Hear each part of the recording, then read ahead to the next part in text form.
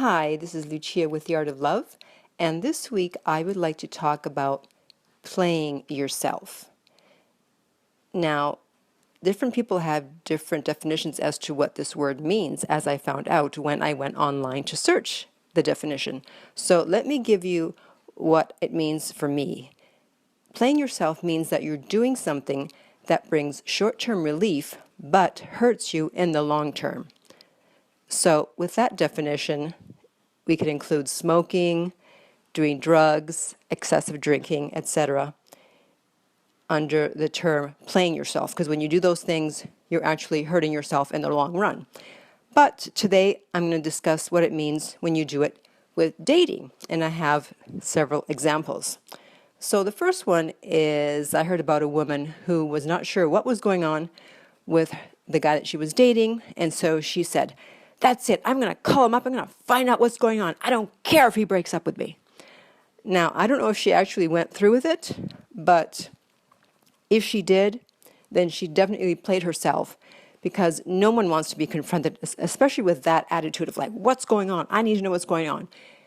Obviously, she was feeling anxiety. She didn't know how to deal with it, and so she thought, okay, the best way to deal with this anxiety is to find out what's going on.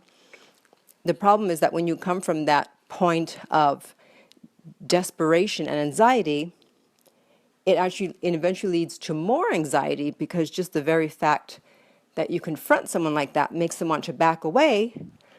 So now the person seems like they're moving away from you, and you have even more anxiety, and so you just played yourself. So if you really want to know what is really going on with your relationship or the person you're dating, as I always say, actions always speak louder than words. You just have to look at what they're doing, not necessarily what they're saying. For the second example, it was a woman who was dating someone for about 6 months, and then she had a dream that he kissed his ex-girlfriend. And what do you know? He actually did end up kissing his ex-girlfriend. And I don't remember how she found out, but she did find out, and obviously she was not very happy. And so he tried to explain what happened. He tried to apologize, but she wouldn't have any of it. She, refused to take his phone calls, wouldn't respond to his texts.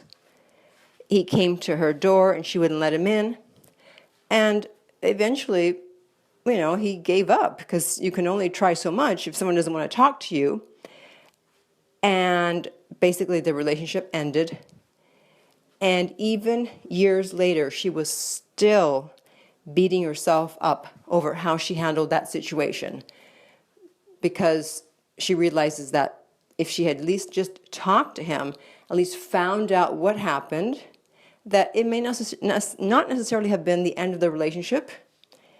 It may have been a one-time incident, and they could have easily gone on. And she realized that she needed to communicate instead of trying to cause him as much pain as she was feeling, which is what people are doing when they put up a wall and refuse to talk to you. They're feeling pain, so they want you to feel pain. And that doesn't lead to anything good. That's why you have to communicate, even if you don't want to. Otherwise, you may, like this woman, end up beating yourself up for years for not having done so. So if you're in a situation where you are about to play yourself, or you think you're about to play yourself, or you already did, then please contact me at my website, theartoflove.net.